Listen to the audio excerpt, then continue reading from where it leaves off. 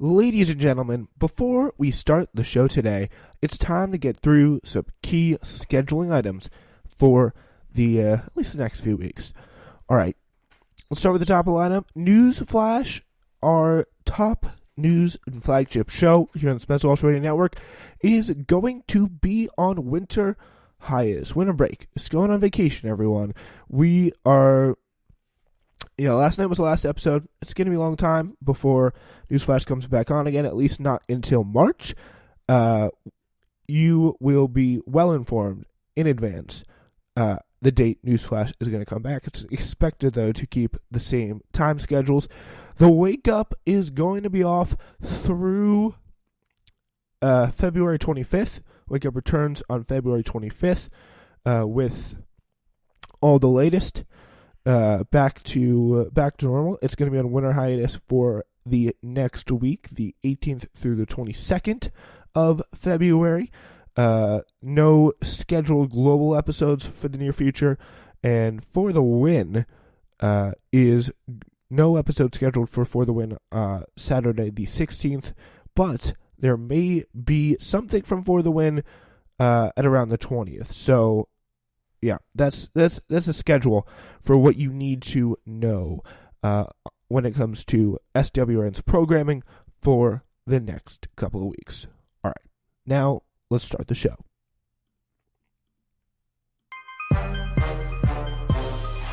Hello, everyone. Welcome to today's show. My name is Spencer Walsh. It's the Wake Up last episode until winter break, baby.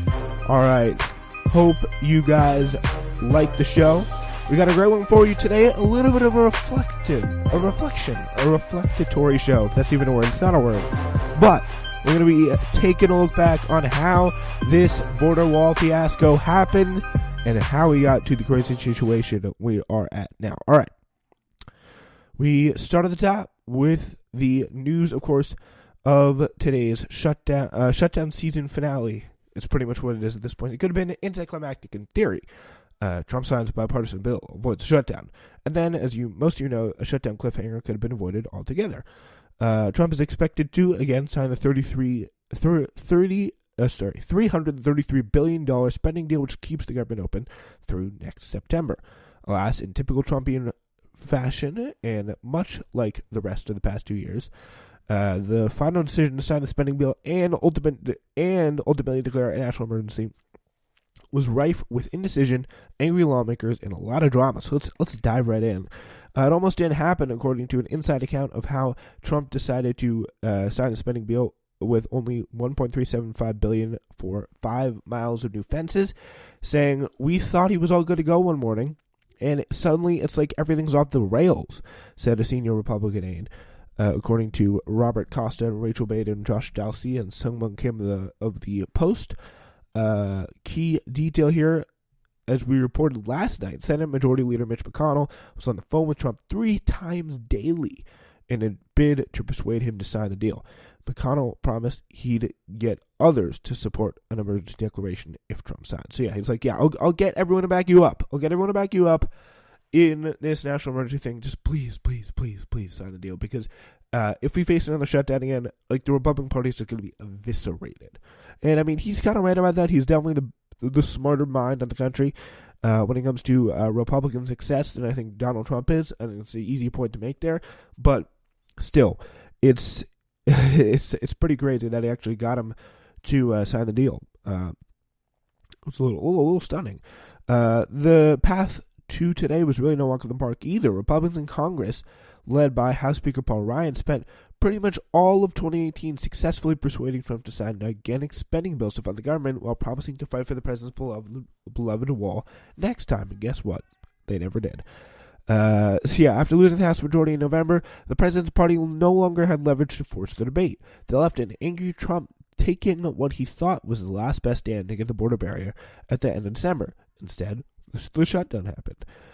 So yeah, here's how we got to where we are from now. So let's take back turn back the page at a time, all the way back to January 2018. Feels like years ago. So yeah, about a year from now, a year ago. after much back and forth on allowing young undocumented immigrants to stay in this country in exchange for wall funding, the idea falls apart. Congress passes a $1.3 trillion deal funding the government through December. DACA is tabled. President Trump, hours after threatening to veto a $1.3 trillion spending deal and throwing the Capitol into turmoil, signed it into law on Friday, yielding to advisors and Republican leaders who were urged against manufacturing a government shutdown crisis. The New York Times' Michael Shear and Julie Davis reported at the time. Well, now, as we know, he didn't take it this year. So then Trump avoided a government shutdown in early September by funding portions of the government, including Homeland Security, through December 7th. That was this year. He signed a stopgap measure.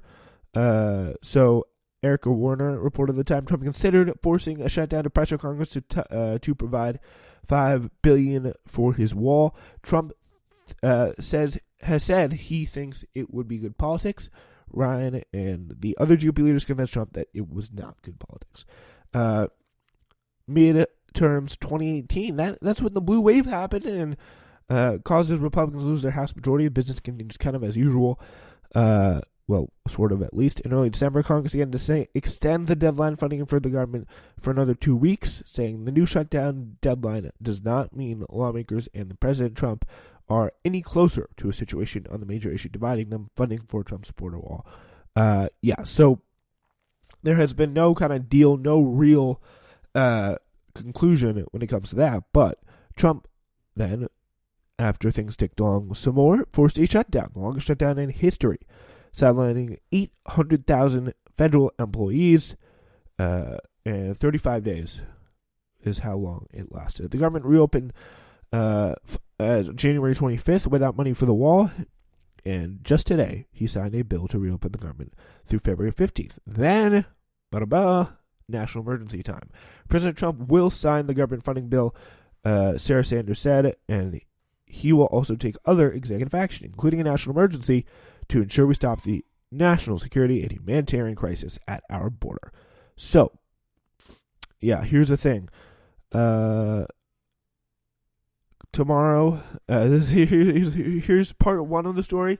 Trump declares national emergency, and then here's a great tweet from Dave Weigel, Washington Post reporter, saying, "Feels like we're living through the future of how it all started, and a sidebar of how President Ocasio-Cortez declared a national emergency on climate change." And boy, let's hope the future is that kind to us, but history suggests that it won't be. That would be nice. But now that we know how we got to present day, with the declaration of national emergency, here is how people reacted. The backlash to an emergency declaration on the Hill was immediate. Statements expressing displeasure from Democrats and Republicans filled inboxes and littered Twitter feeds. House Speaker Nancy Pelosi said declaring national emergency has been a lawless act, a gross abuse of power of the presidency, and a desperate attempt to distract from the fact that President Trump broke his core promise to have Mexico pay for the wall. Senator Chuck Grassley said, as I've said many times, I have concerns about the president that could be set with the use of emergency action to reappropriate funds. Accordingly, I will study the president's declaration closely. The Constitution grants Congress the authority to appropriate federal dollars, so I'm sure this action will be litigated in court. So kind of very lukewarm for a Republican reaction to Trump's move here at best. Susan Collins of Maine said, I don't believe the National Emergency Act contemplated a president repurposing billions of dollars outside the normal appropriation process. And then she went on to call it dubious of constitutionality and said it will be challenged in courts. What's next, though? The House Democrats said they will likely challenge an emergency declaration, passing a resolution of disapproval that under the law passed by Congress would have to be taken up in the Senate in 18 days. Here's the thing. That's bad news for Republicans, who, as you can see, kind of are divided on the issue. You got some of the more moderates, Chuck Grassley, Susan Collins, even some less moderates like Rand Paul, Marco Rubio, even coming out and saying, "I don't like this. I don't like this idea." So, this really could end up being approved, even in the Senate. Obviously, then Trump could veto it. But if that happens, there are likely to be lawsuits in a long, drawn-out court battle, meaning this thing never ends.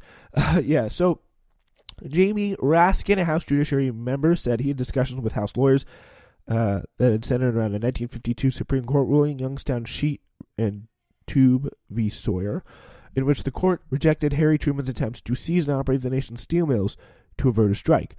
The quote, they're about to make the steel seizure decision in the most famous Supreme Court case in Washington in the next couple of months. The Supreme Court said a red light from Congress is a red light from Congress, and you cannot run on a red. So that is, not the way it's gonna not the way it's gonna work. You have to stick by Congress. If you can't get Congress to approve, you cannot declare a national emergency to take away money from Puerto Rico, take money from California, if that's what they're planning to do, which all sources say that's more likely. And that seems to be just how it's going to go. All right. Fred Barbash, Ellen Nakashima, and Josh Dalsey of the Washington Post say Justice Department has told the White House that the president's action is likely to be blocked by courts.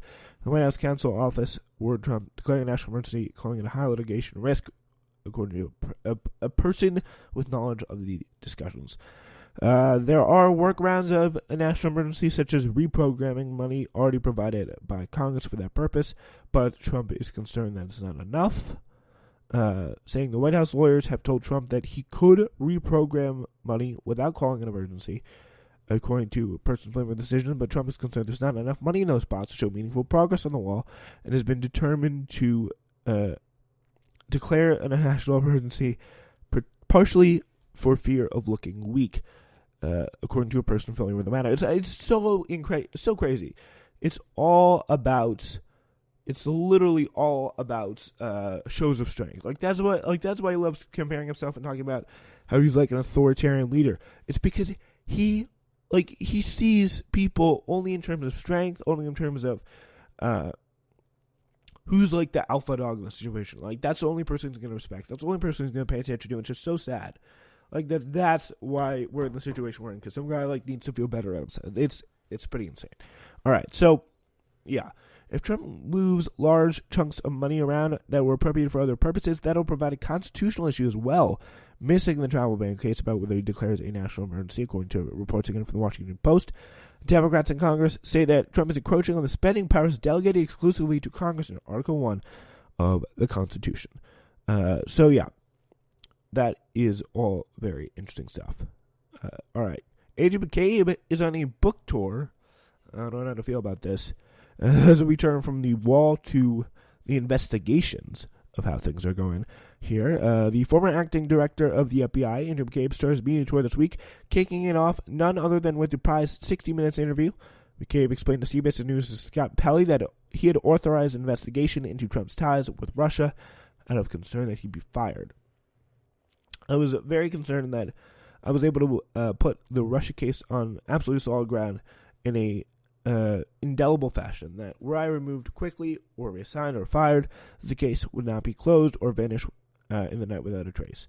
So, yeah, that's what he wanted to do. He was actually worried about something, the Trump Justice Department actually messing with the case, or Donald Trump in some way kind of messing with the case, or the status of the case in some way, which is pretty incredible really to think about. But full interview will air on Sunday and comes as McCabe is promoting his memoir to be released next week. The Threat: How FBI Protects America in the Age of Terror and Trump. Yeah, so that's really going to convince anyone about the FBI's goodness that's not already convinced of it. Okay, so Pelley said that McCabe confirmed the New York Times report that the Deputy Attorney General Rod J. Rosenstein had suggested wearing a wire in meetings with Trump, and the Justice Department officials had discussed recruiting cabinet members to invoke the 25th Amendment to remove Trump from office, per New York Times' Adam Goldman and Matthew Haig. That's pretty juicy. 25th Amendment. Wow. That is crazy. So they confirmed. I think I remember a story about that. McCabe confirmed that New York Times report that was kind of shushed to the side. But yeah, so Rod Rosenstein has suggested wearing a wire with Trump into the office, and the Justice Department officials had actually discussed recruiting cabinet members to invoke the 25th Amendment. That is crazy. There were meetings at the Justice Department in which it discussed whether the Vice President, the majority of the cabinet, could be bought together to remove the President of the United States under the 25th Amendment. There were the 8 days